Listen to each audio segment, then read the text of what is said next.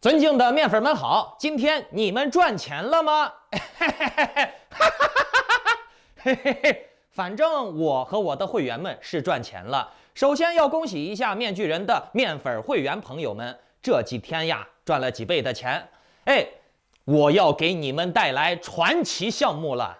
大家也都知道，这段时间有很多强力的项目问世，比如什么 GMT 跑步挖矿、Axie 的 V3 系统、Pokémoney 这些新项目还都不错。那至于这些项目的后续发展，还有待观察。但是呢，这些项目面具人我都没有接。那你们知道为啥我都没有承接这些项目的推广呢？因为我有 Cindy 呀。I've waited patiently for you. And now, with this invention you call the Internet, we can finally meet at last. We need to talk. I need you to understand. There are many other worlds beyond this reality you call the real world that are just like Cyndia.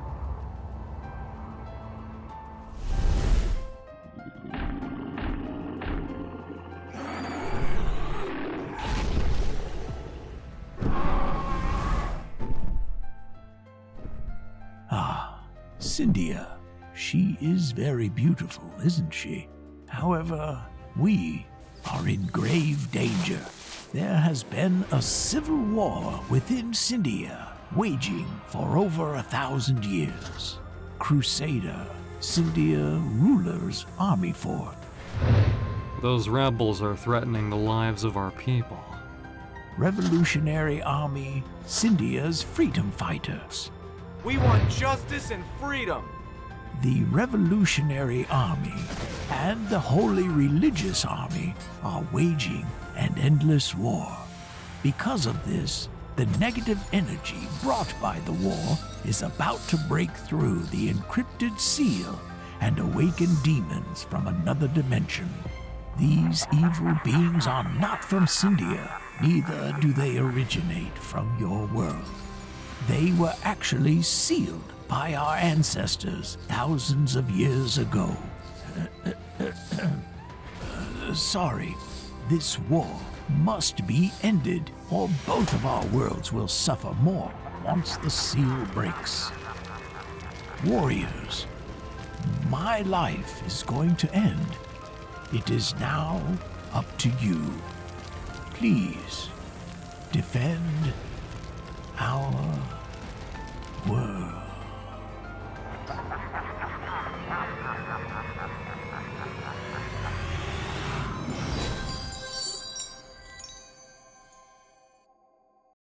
各位看完了吧？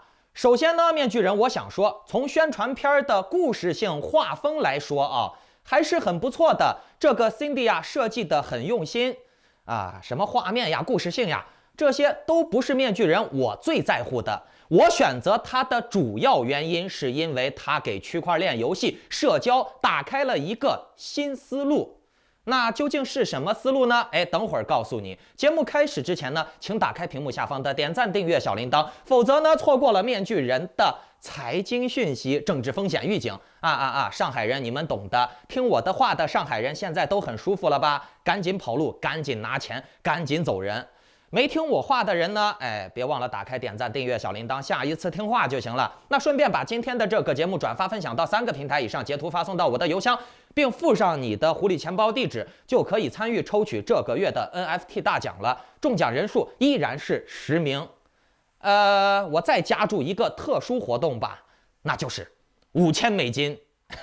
反正项目方有钱啊，大家可以制作与 Cyndia 相关的 YouTube 节目，上传至 YouTube 平台上。最终呢，面具人会做一个节目评比啊，从节目质量上、趣味性上以及流量上进行综合评比，然后呢，选出1名获奖者，直接转账5000美金的奖金哦。对，你没听错，5000美金。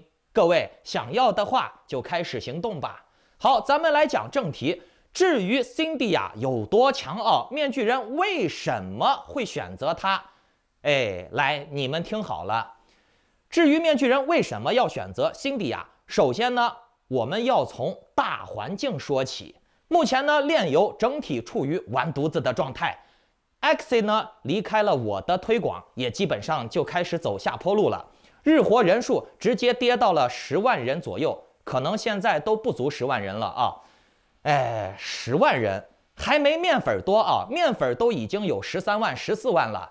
还有那个之前吹的牛逼上天了的 Sandbox， 目前呢日活人数已经不足1200人了。1200人呀，各位观众，那你们知道面具人的基金会成员有多少吗？1680人哦。这个吹的牛逼的不行的 Sandbox 又是什么世界平台了、第二人生了、微软投资了这了那了的，目前日活人数，存留玩家已经不足1200人了，还没资深面粉多呀。包括现在这个 Coin Market 也下架了炼油的大分类，把炼油 GameFi 又归属回了 NFT。哎呀，终其种种，看起来去年由面具人掀起的 GameFi 风暴已经平息了，看起来不太行呀。就那么牛逼了2个月，然后呢，整体坍塌。为什么呢？为什么？2个原因：一，可玩性；二，经济膨胀。这2个问题无法解决的话，那就完犊子啊，活该。好，我们先来说第一个原因啊，可玩性。游戏的本质就是要好玩，不好玩就意味着没人愿意玩，没人愿意玩就代表着没人愿意花钱，没人花钱就意味着价位起不来。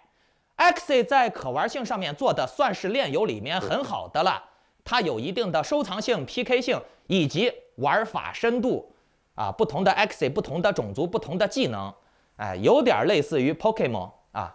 所以说呢，它活得最久，也是最成功的，因为它有一定的可玩性。它为什么能成功呢？因为它好玩，它的可玩性高。当时面具人说 Axie 好的时候，很多 old school 还嘲笑面具人，说我幼稚。最后呢，你们来看一看 Axie 涨了50多倍，面具人靠 Axie 挣了70-80万 U。最终你们看看谁好笑，谁打脸了。同样呢，你们看一下 Sandbox 爱丽丝，它的可玩性做的就很一般，所以呢就没有所以了，然后呢就没有然后了。所以可玩性是注定炼油生死的最主要的问题。不好玩的游戏是没有前途的，不好玩的游戏它也根本没有办法让人进去花钱，明白了吧？好，这是第一点。我们再来说一下第二点啊，经济膨胀。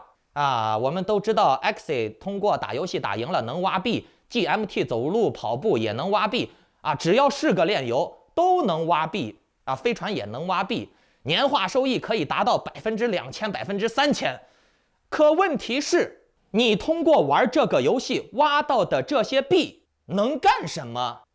能用在游戏里，可是呢，你这个游戏又不好玩，所以没人愿意把这个币充到游戏里。然后呢，这个币也干不了别的，没有实用性，而且呢，还有很多的人不停的在玩，不停的在挖，无限增发，无限膨胀。然后呢，这个币就一直跌，听懂了没？这个币的币价的压力会随着游玩的人数的增加而增加，因为大家都想着我玩这个游戏能挖币，能挖币。可你们有没有想过，这个币的价值在哪儿？你挖出来的币能干啥？充到游戏里面，游戏又不好玩。很多人玩炼油，其实并不是奔着游戏好玩不好玩来的，就是奔着我投资100块钱、1000块钱、1万块钱，每天能回本10%、20%玩上半个月、1个月就能回本了。可是呢，当你一入场一入坑，就发现了，这个回本周期跟我想象的不一样。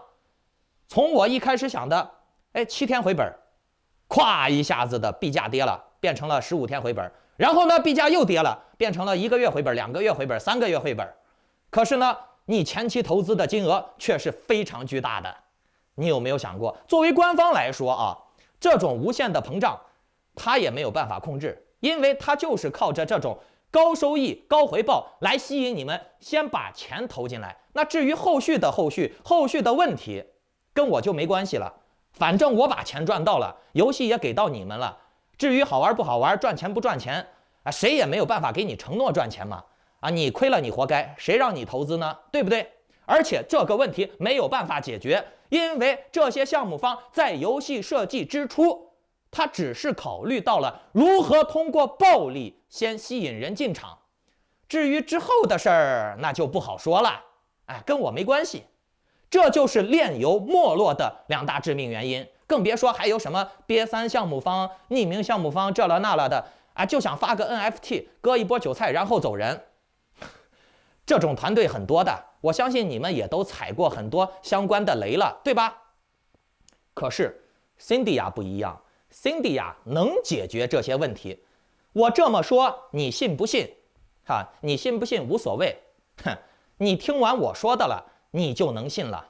我今天要给你们来讲一下 Cyndia 的3大功能，我为什么会选择它。首先呢，那就是最重要的，好玩不好玩。来，我们先来说玩法啊。Cyndia 它是结合了土地战斗、RTS 塔防以及 PVP 对战的玩法。玩家可以通过搜集土地块组建空中堡垒，它这个是在空中作战的啊。具体玩法应该是在战斗开始之前啊，玩家先收集土地，然后用这个土地组装成具有独特地貌的空中堡垒。而且呢，这个空中堡垒的组成的过程中啊，由于地形的不同，所以呢，每个土地的战斗效果也都不一样。而且呢，土地与土地之间可以拼接的地形和阵型也都不一样，所以呢，每个人的空中堡垒也都不一样，都是独特的 NFT。而且由于是空中作战，那英雄和单位就要考虑到地形的问题了。如果说跃出了这个土地又没有飞行装备的话，就会坠入深渊，完犊子了，就摔死了吗？这个土地分为冻土，这个冻土是不可以装载任何建筑物的。但是呢，冻土是可以减慢往前单位的移动速度，说白了就是有一个可以减速的 debuff。然后呢，除了冻土之外，还有热土，相当于岩浆土地。这种特殊土地呢，也不可以装载任何建筑物，但是呢，在这个土地上经过的单位，它会受到轻微的灼伤，等于说相当于一个掉血的 debuff。还有一种是普通土地，可以装载任何建筑物的，那就是最基本的土地。还有一个特殊土地我忘了说了，就是钢铁土地。钢铁土地是可以装载任何建筑物的，和普通土地是一样的。但是呢，这个钢铁土地它还有一个功能，就是在这个土地上面的防御塔在被摧毁的时候，可以春歌3秒钟。就说白了，3秒真男人怎么样都不会被打死。各位观众，你听到了，有热土，有冻土，有钢铁土地，有普通土地。这些土地可以拼接你的空中堡垒，然后呢，你可以在这个空中堡垒上面设置你的防御塔。这个防御塔呢，还分为炮塔、激光塔、护盾塔、侦察塔等等。等你把土地拼接完了，炮塔布置完成之后呢，你的空中堡垒就可以与敌方的空中堡垒对接，然后在双方的领土上放置自己的英雄。一旦英雄设置完毕了以后，英雄就会想办法攻击对方的防御塔。攻击完了对方的防御塔以后，突破防御塔，拆毁对面的核心。谁先把对面的核心拆掉了，谁就赢。就跟英雄联盟的玩法有点像，拆完防御塔拆水晶嘛，水晶拆完了就赢了嘛。而且呢，这里面的英雄也跟英雄联盟是一样的，有多种多样的类型。比如说坦克类，它就可以吸收大量的伤害；还有攻击者，那就相当于是 ADC 刺客之类的，善于制造伤害；还有支持者，那就是相当于善于补血呀、增加干扰呀、debuff 的辅助类的嘛。还有一种就是征服者，这种是擅长攻城的，会优先攻击对方建筑物的，相当于工程师、科学家之类的。看起来反正跟英雄联盟差不多，但是呢，它这个英雄是自动攻击的不需要你操作，你只用把英雄扔到你的堡垒之上，它就会想办法通过 AI 计算、人工智能自动的去攻击对面的防御塔。英雄之间呢会自动的配合，所以呢，我们只需要考虑英雄与英雄的组合，或者是英雄的组合与土地的组合，土地与防御塔的组合，或者是整体的布局这让我想起来原来的那些塔防游戏啊，你的防御塔摆在哪儿，怎么样才能打到对方的边儿，怎么样才能射程最大，这个很有趣儿啊。而且在对战的过程中啊，我们作为玩家还是有一定的参与感的。我们玩家是叫做指挥官，可以对战场进行一些干扰性指挥官可以通过释放场外技能对战场形成一定的干扰，以达到辅助我方英雄的目的。哎呀，玩法挺丰富的啊，而且呢，操作也不难，很简单。我们只需要点点点释放场外技能就行了。至于其他的任务，攻城呀、拆塔之类的，就交给我们的小英雄去干。你看这个土地之间的搭配，土地和防御塔，以及英雄的搭配，英雄与英雄的搭配，站位布局啊，每个人怎样组建自己的堡垒，用多点冻土呢，还是热土呢？还是用减速流派，或者是灼烧强攻流派，还是说钢铁春歌流派？哎，这是无穷无尽的玩法呀！你可以选择3个攻击者，你也可以走全肉盾流派，或者是奶妈恶心流、下毒流，对不对？然后呢，官方还会推出2v2的团队战，那这就更有意思了。4个堡垒，谁先拼到谁前面，谁可以爆谁的局。哎，这多有意思的！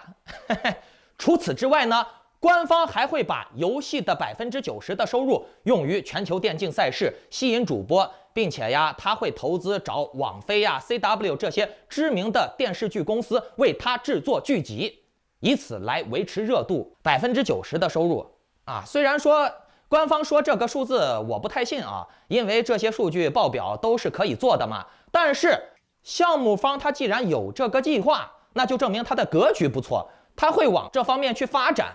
而且项目方的炒作能力也确实不错，油管推特上面已经有很多的博主都在推，海外的甚至俄罗斯、乌克兰、中东、沙特的都有啊，当然也包括面具人我啊，面具人我可不是一般的项目方请得起的，我很贵的。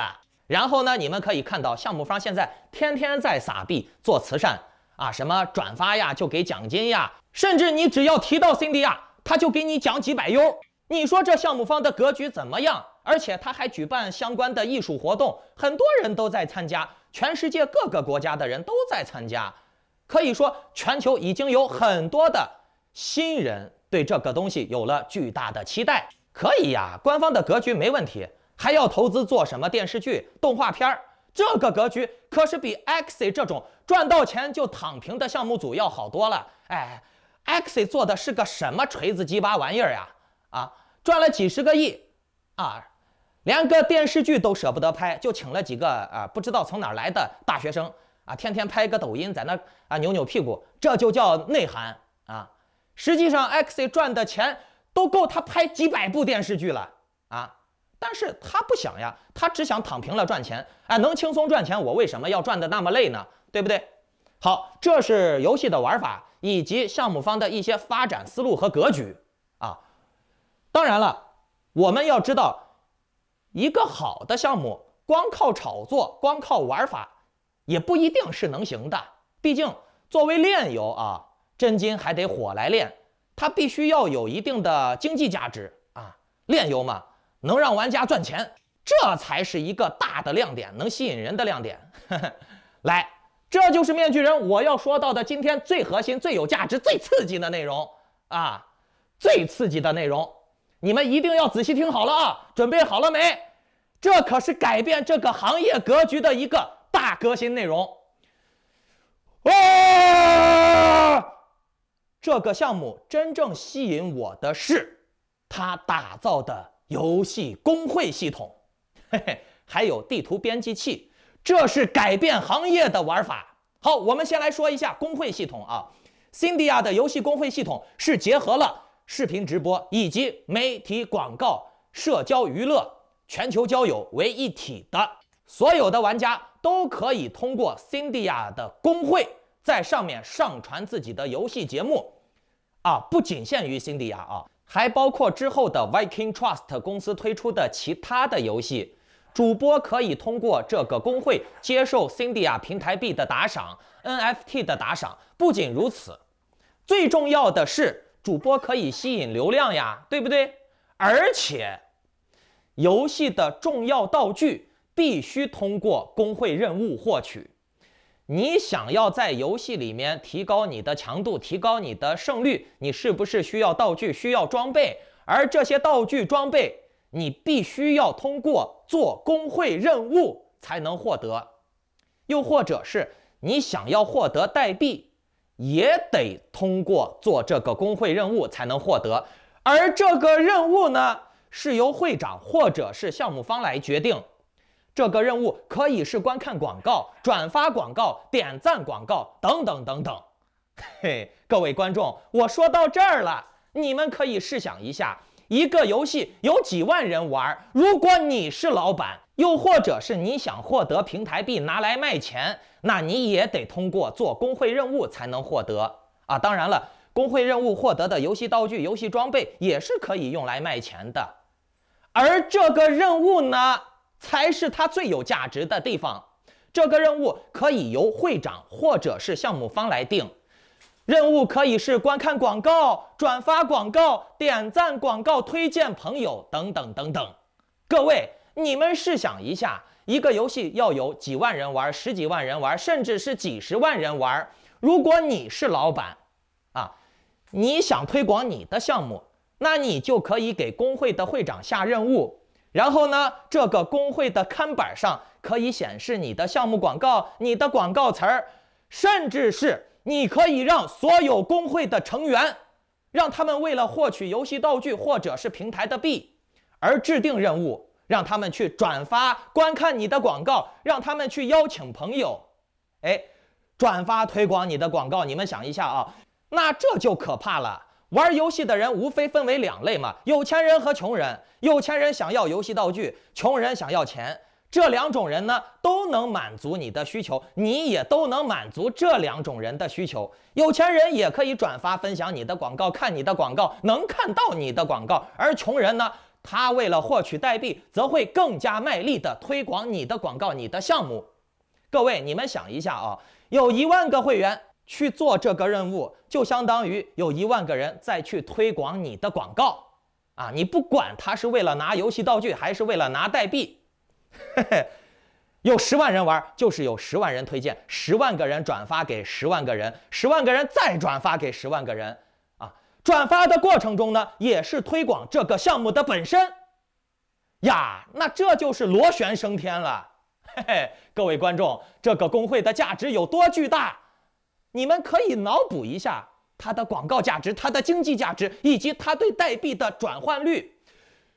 刚说到了代币的转换率啊，大部分的炼油挖出来的这个代币是没有办法消灭的，是没有办法去处理、没有办法去应用的。而这个平台的平台币是不膨胀的。如果说游戏的平台币不是用于游戏装备的交易、NFT 的交易，仅仅是用来广告购买、工会下订单任务，那这个币是会被销毁的。就相当于，如果说你想要1万个工会成员去帮你推广你的广告、看你的广告，你需要支付1万个币，那这1万个币就会被销毁。听明白了没？那这个币就是很难膨胀的。再加上，如果这个币的总量是有限的话，那它的稀有度就会越来越高。所以呢，各位，你们听到这儿，想一下，项目方的商业设计能力有多强，以及它的格局有多好。值得一提的是，这个工会的会长是可以抽取所有会员的税收的。工会是工会会长的私有财产 NFT 是可以交易的。那各位观众，你们就可以打开脑洞的去想一想啊，这个工会领土就会非常的值钱呀，因为它是个真正的生意，它可以让工会的所有的成员为了拿取代币，为了拿取游戏道具，给你打工。我激动的说的我这个嘴巴都打结了。它是个真正的生意。它可以让所有的玩家为了获得游戏道具、获得游戏装备，甚至获得代币，哎，那他们肯定就会帮你做任务呀。而这个任务的定价权啊，接什么广告，下什么生意，下什么订单，是你说的算。而且工会是你的私有财产，想给谁给谁，想卖给谁卖给谁，想卖多少钱卖多少钱，能让你承接广告，能让你做生意，好不好？爽不爽？能让你成为一个巨大的广告公司，好不好？目前呢，获取工会土地的方式非常稀有，只有在白名单活动宝箱里面才有2个。后续呢，官方会开放有关工会土地的相关活动，但是现在啊没办法获得，只能通过官方的白名单活动的宝箱啊，白名单的活动的宝箱才能获得这仅有的2个工会领土。如果你想要的话，去找辛迪亚的那些白名单用户去买吧。好，我们再来说一下地图编辑器啊，哎，这也是个下金蛋的鸡。